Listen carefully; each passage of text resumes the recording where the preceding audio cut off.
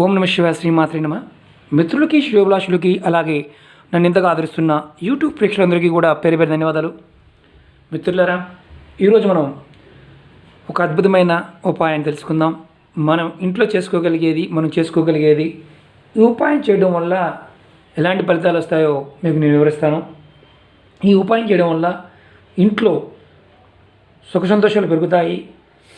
కుటుంబాల మధ్య, అంటే భార్యాభర్తల మధ్య కావచ్చు, అలాగే అన్నదమ్ముల మధ్య కావచ్చు, అక్కచెల్లెల మధ్య కావచ్చు, గొడవలు ఉంటే తగ్గిపోతాయి. అలాగే ఈ ఉపాయం చేయడం వల్ల మనకి సమస్యల నుంచి తప్పించుకోవడానికి, ఎలాంటి సమస్య అయినా సరే ఆ సమస్య నుంచి బయటపడడానికి మార్గాలు దొరుకుతాయి. మీకు పాయింట్ టు పాయింట్ చెప్తాను నేను, ఎలా చేసుకోవాలి, ఏ విధంగా చేసుకోవాలి అనేది. ఎందుకంటే ఇది పౌర్ణమిలో చేసుకునే ఉపాయం. ఇది రాబోయే రోజుల్లో హోలీ వస్తుంది. హోలీ పౌర్ణమి రోజున చేసుకోవచ్చు. మీరు ఎవరైనా సరే, ఇది ఆడవారైనా మగవారైనా చేయవచ్చు ఈ ఉపాయాన్ని. అలాగే ఈ ఉపాయానికి కావలసిన పదార్థాలు, అలాగే ఈ ఉపాయాన్ని ఏ విధంగా చేయాలో మీకు వివరిస్తాను. మిత్రులారా, మీరు నన్ను ఇంతగా ఆదరిస్తున్నందుకు మీ అందరికీ కూడా ధన్యవాదాలు తెలియజేస్తున్నాను. మీకు ఈ వీడియో నచ్చినట్లయితే కనుక లైక్ చేయండి, నా ఛానల్ సబ్స్క్రైబ్ చేసుకోండి, గంట సింబల్ని యాక్టివేట్ చేసుకోండి, 10 మంది మిత్రులకు షేర్ చేయండి. ఈ ఉపాయానికి కావాల్సినవి పదార్థాలు, కలర్సు, అలాగే స్వీట్స్ కావాలి, బియ్యం కావాలి, ₹1 కాయిన్ కావాలి, కాస్త పాలు కావాలి, ఆవు పాలు కావాలి, అలాగే సింధూరం, అలాగే రావి చెట్టు. నేను కుండీలో పెంచుకునే రావి చెట్టు పెద్దగా అయిపోయింది కాబట్టి దూరంగా పెట్టాను. రావి చెట్టు ఈ ఉపాయానికి కావాల్సినవి. ఇది ఎవరైనా సరే చేసుకోవచ్చు. ఎలా చేయాలో చెప్తాను మీకు. ఇది పౌర్ణమి రోజున మీ దగ్గరలో ఉన్న ఏదైనా విష్ణాలయం కానీ, రామాలయం కానీ, అమ్మవారి దేవాలయం కానీ పర్వాలేదు, ఏ దేవాలయానికైనా వెళ్ళండి.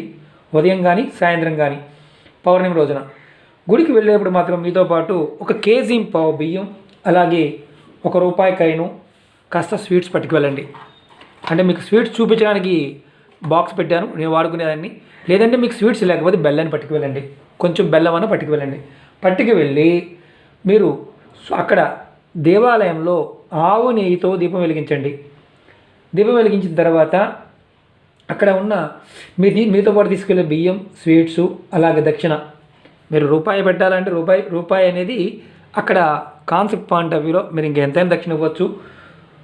తీసుకువెళ్ళిన బియ్యాన్ని, అలాగే స్వీట్స్ని అక్కడ ఉన్న గుళ్ళో దేవాలయంలో ఉన్న పంతులు గారికి దానం ఇవ్వండి, అంటే దక్షిణగా ఇవ్వండి.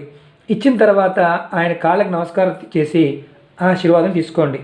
ఈ విధంగా ఉదయమైన సాయంత్రమే చేసుకోవచ్చు. అలాగే 2వ పాయింట్, మీ దగ్గరలో ఎక్కడైనా సరే దేవాలయంలో రావి చెట్టు అంటే ఎలా ఉంటుంది, ఆకుల పొడుగ్గా ఉంటుంది, మర్రి చెట్టు కాదు, రావి చెట్టు. మీ దగ్గరలో ఉన్న రావి చెట్టు, దేవాలయం రావి చెట్టు ఉంటే మీరు ఆ చెట్టు దగ్గరికి వెళ్ళి పౌర్ణమి రోజుని ఆవు నెయ్యితో దీపం వెలిగించండి. ఏ ప్రమిదలతో వెలిగించాలో అనుమానం రావచ్చు, మట్టి ప్రమిదలతో దీపారాధన చేయండి. చేసిన తర్వాత 2 ఒత్తులు వేసి దీపారాధన చేయండి. మీరు దీపారాధన చేసిన తర్వాత రావి చెట్టు దగ్గర కొంచెం కలర్, గులాం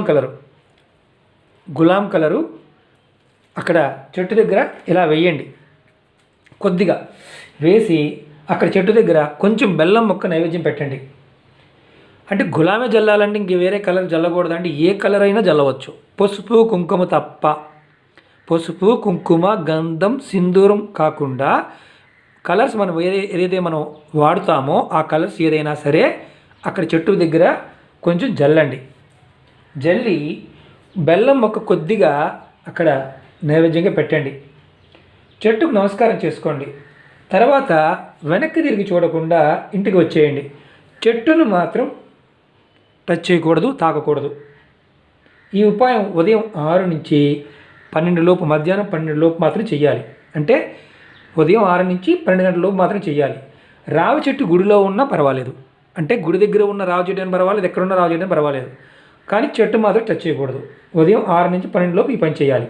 అలాగే ఇంకొకటి ఏంటంటే, పౌర్ణమి రోజు సాయంత్రం మీరు పాలతో చేసిన పదార్థం, అంటే పాయసం కావచ్చు, అన్నంతో చేసే పాయసం కావచ్చు, పరమాన్నం కావచ్చు, లేకపోతే మీరు సేమ్యా కావచ్చు, ఏదైనా చేసి మీరు దేవుడి దగ్గర నైవేద్యంగా పెట్టండి.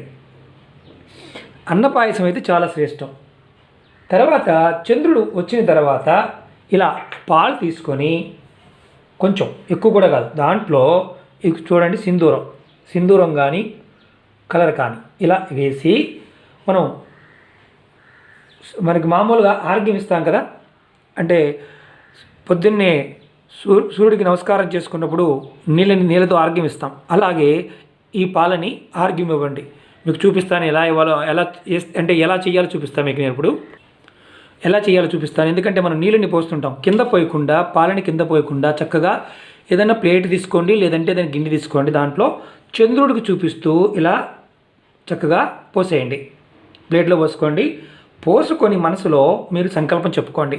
ఏమనంటే, నా కుటుంబ సభ్యుల మధ్య గొడవలు తీరిపోవాలని, భార్యాభర్తల మధ్య అన్యోన్యత ఏర్పడాలని, నేను చేస్తున్న పనుల్లో ఆటంకాలు లేకుండా ఏదైనా సమస్య ఎదుర్కొంటే ఆ సమస్యకి సరైన మార్గం కనిపించాలని మనస్ఫూర్తిగా కోరుకోండి.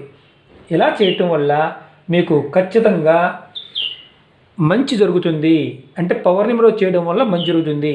అలాగే మీరు చేసిన పదార్థం అంటే అన్నపాయసం కానీ, సేమ్యా కానీ, మేము అది కూడా చేసుకోలేమనుకుంటే స్వామివారికి పాలల్లో కొంచెం బెల్లం ముక్క వేసి పెట్టండి.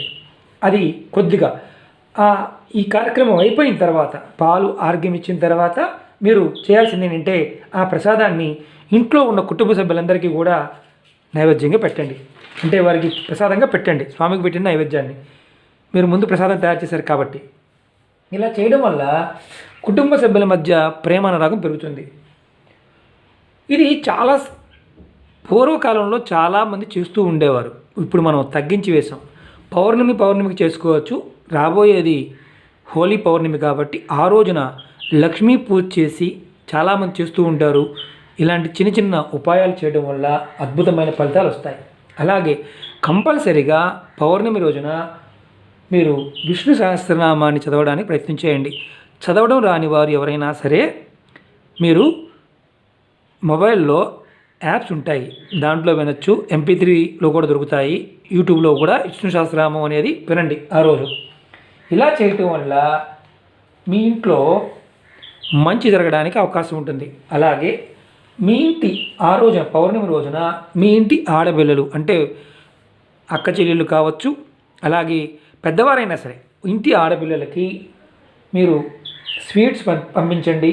వారికి బెల్లం కానీ స్వీట్స్ కానీ పంపించండి. అంటే మీ దగ్గర ఉంటే వారు మీకు ఇవ్వండి. లేని పక్షంలో మీరు వారు దూరంగా ఉన్నా సరే ఒకటే ఊరిలో ఉన్న వారికి పంపించండి. ఎలా చేయటం వల్ల ఏమవుతుందంటే, మీ కుటుంబ సభ్యుల మధ్య, అక్క చెల్లెల మధ్య, అన్నదమ్ముల మధ్య ఉన్న గొడవలు తగ్గడానికి అవకాశం ఉంటుంది. ఇది నేచర్లో ఉండే ఆ రోజున పౌర్ణమికి ఉండే శక్తి. చంద్రుడు మనకి అద్భుతమైన మానసిక శక్తిని ఇవ్వడానికి అవకాశం ఉంటుంది. అలాగే పౌర్ణమి రోజున మీరు నీళ్ళలో కొంచెం గోమూత్రాన్ని వేసి చూపిస్తాను మీకు. అది కూడా చూపిస్తాను. మీరు చూస్తున్నారు గోమూత్రం. మీకు చూపించడానికి ఇప్పుడు, ఎందుకంటే ఇది ఆన్లైన్లో దొరికేస్తుంది, పూజా స్టోర్స్లో దొరికేస్తుంది. మన దగ్గర ఎక్కడైనా ఆవులు ఉంటే మనం తీసుకోవచ్చు. పౌర్ణమి రోజున కొంచెం నీళ్ళల్లో కొద్దిగా 1 అర స్పూను నీళ్ళలో వేసి, బకెట్ నీళ్ళలో వేసి మన ఇంటిని శుభ్రం చేసుకోవచ్చు. అలా కాని పక్షంలో చక్కగా కొద్దిగా నీరు తీసుకొని, ఉదాహరణకి ఇదే అనుకోండి, కొన్ని నీరు తీసుకొని ఒక తమలపాకుతో మీ ఇల్లంతా జల్లండి. దీనివల్ల మీ ఇంట్లో ఉన్న నెగిటివ్ ఎనర్జీ ఉంటే బయటికి వెళ్ళిపోతుంది. అలాగే హోలీ పౌర్ణమి రోజున మీకు వీలైతే మీ ఇంటి ముఖద్వారం ఏదైతే తలుపు ఉంటుందో తలుపు మీద స్వస్తిక్ గుర్తు వేయండి. దేంతో వేయాలని, కుంకుమతో వేయచ్చా, గంధంతో వేయండి. గంధంతో స్వస్తిక్ గుర్తు వేయండి తలుపు మీద. దానివల్ల ఏమవుతుందంటే, మీకు ఇంటిలోకి నకారాత్మక శక్తి రాకుండా అడ్డుకొని మీకు ఆదాయ వనరులు పెరుగుతాయి. పౌర్ణమికి ఉన్న అంత అద్భుతమైన శక్తి ఉంది. మనం అంటే ప్రకృతిలో ఉండే శక్తిని మనం ఏ సందర్భంలో చేస్తే మనకి అనుకూలంగా మారుతుందో తెలుసుకుంటున్నాం ప్రజెంటు. అలాగే మీ ఇంట్లో పౌర్ణమి రోజున మీ ఇంట్లో పెద్దవారు ఎవరైనా ఉంటే, అమ్మమ్మలు, నానమ్మలు, లేదా అమ్మా నాన్న, అంటే మనకన్నా పెద్దవారు అక్క చెల్లెళ్ళు ఎవరైనా సరే, అన్నదమ్ములు ఎవరైనా సరే ఉంటే వారి కాలుకి నమస్కారం చేసుకోండి. చిన్నపిల్లలైతే కంపల్సరీగా తల్లిదండ్రుల కాళ్ళకి నమస్కారం చేసుకోండి. ఇలా చేయటం వల్ల ఏమవుతుందంటే, ప్రేమానురాగాలు పెరిగి మీకు ఆయుష్ వృద్ధి పెరుగుతుంది. అంటే మీకు రాబోయే ఏదన్నా నెగటివ్ జాతకంలో ఏదన్నా ప్రాబ్లమ్స్ ఉండి ఆయుష్ మీద యాక్సిడెంట్ లాంటివి ఉంటే అవి జరగకుండా ఉండడానికి అవకాశం ఉంటుంది. పెద్దల యొక్క ఆశీర్వాదం తీసుకోవడం వల్ల అలాంటి మంచి ఫలితాలు జరుగుతాయి అని శాస్త్రం చెప్తుంది. మిత్రులారా, ఇవన్నీ కూడా మన పూర్వీకులు మనకు చెప్పిన విషయాలు. అలాగే ఇంకొక పాయింట్, మీది పౌర్ణమి రోజున మీ దగ్గరలో ఎక్కడైనా సరే గోశాల ఉన్నా, ఎక్కడైనా ఆవులు ఉంటే ఆవు చుట్టూ ప్రదక్షిణ చేసి 7 ప్రదక్షిణ చేసి ఆవు వెనకాల నమస్కారం చేసుకోండి. ఇలా నమస్కారం చేసుకోవడం వల్ల మీరు చేస్తున్న పనుల్లో ఆటంకాలు తొలగిపోయి మీకు ఐశ్వర్యం పెరగడానికి అవకాశం ఉంటుంది. ఈ ఉపాయాన్ని ప్రతి పౌర్ణమికి చేసుకోవచ్చు. అలాగే హోలీ పౌర్ణమి రోజున చేసుకుంటే చాలా అద్భుతమైన ఫలితాలు వస్తాయి. ఇప్పుడు మనందరికీ ఒక అనుమానం రావచ్చు, హోలీ పౌర్ణమి ఎప్పుడండి? క్యాలెండర్లో 9వ తారీఖు ఉంది, 10వ తారీఖు ఉంది అని చాలా చూపిస్తున్నాయి. 9వ తారీఖు నైట్ స్టార్ట్ అయ్యి 10వ తారీఖు ఎండ్ అవుతుంది. మీరు ఇది 10వ తారీఖున చేసుకోవచ్చు, 9వ తారీఖున చేసుకోవచ్చు. అంటే పూజా కార్యక్రమాల్లో మీ దగ్గర ఉన్న క్యాలెండర్లో, ప్రజెంట్ నేను మహారాష్ట్రలో ఉన్నాను, నాకు 9 స్టార్ట్ అయ్యి 10 క్లోజ్ అవుతుంది. మీ దగ్గరలో ఉన్న పూజారిని కానీ దేవాలయంలో ఉన్న పండితుని కానీ అడగండి. అక్కడ ఉన్న ప్రాంతంలో మన తెలుగు రాష్ట్రాల్లో ఏ టయానికి హోలీ పౌర్ణమి వస్తుందో కనుక్కోండి, ఆ విధంగా చేసుకోండి. ఎందుకంటే మిత్రులారా, చిన్న చిన్న అవకాశాలు ఎప్పుడు వస్తూ ఉంటాయి. నేచర్లో ఉండే శక్తిని మనం ఎప్పుడైతే పట్టుకోవడానికి ప్రయత్నం చేస్తామో మనకు ఆ నేచర్ మనకు సహాయం చేస్తుందో ఖచ్చితమైన ఫలితాలు రావడానికి అవకాశం ఉంటుంది.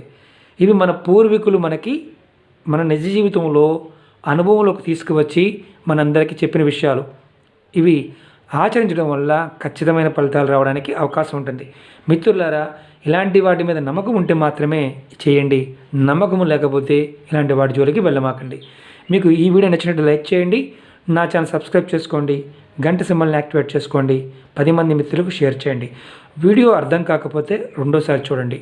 ఎందుకంటే ఇది పాయింట్ వైజ్గా చెప్పడం జరిగింది. కొంతమంది మిత్రులు తక్కువ టైంలో చెప్పండి అంటున్నారు. ఇన్ని పాయింట్స్ చెప్పడానికి తక్కువ టైం సరిపోదు కదా, అర్థం కూడా కాదు. కాబట్టి మీరు ఎవరైనా సరే మిత్రులు అర్థం చేసుకోండి. ఇలాంటివి మన పూర్వీకులు చెప్పినవి నిదానంగా ఫలితాలు వస్తాయి, కానీ ఖచ్చితంగా ఫలితాలు వస్తాయి. నమ్మి చేసుకోండి, మంచి ఫలితాలు రావడానికి అవకాశం ఉంటుంది. ఓం నమః శివాయ, శ్రీమాత్రే నమః.